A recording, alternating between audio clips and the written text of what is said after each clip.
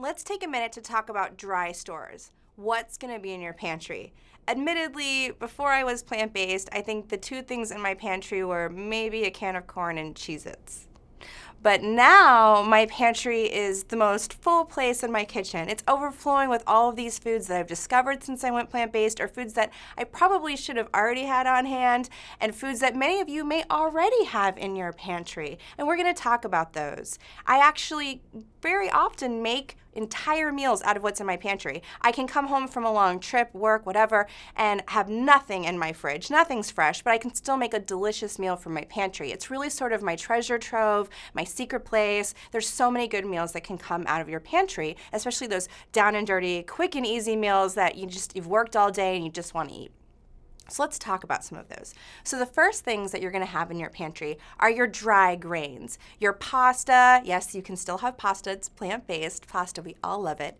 You can have rice. I have brown rice, quinoa, oats for making oatmeal, lots of different grains to explore and add to your pantry. And they always make a great base of a meal.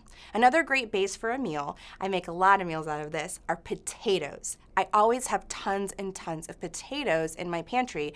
You know, white potatoes, little red potatoes, those delicious sweet potatoes. I have them in, and I frequently make meals just based around those potatoes. And they're also great snacks for me, long car rides, when I go snowboarding. Love potatoes. Lots of different potatoes always in the pantry. And of course, my onions and garlic are always in my pantry too. I keep plenty of beans. I really like to buy these dried beans because they're very economical and I can get a lot of meals out of them.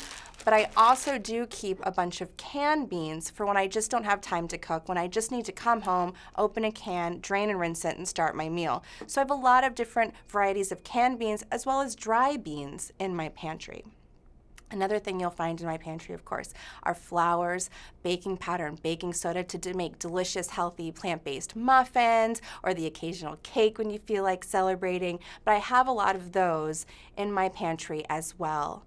Of course, what cook can be a cook without spices? So I have tons of different spices, lots of new and different ones. My favorites are onion and garlic because it's so much easier than having to chop an onion or mince garlic. I also love cumin. I have a lot of different spices because that's really how you can make food super flavorful. It's just add more spices. My latest obsession is smoked paprika.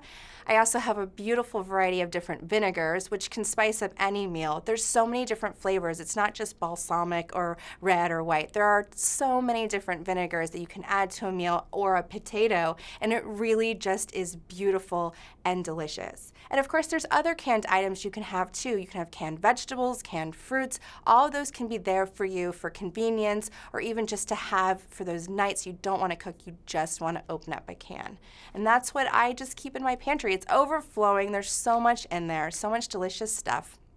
And you just open, go, and you're there.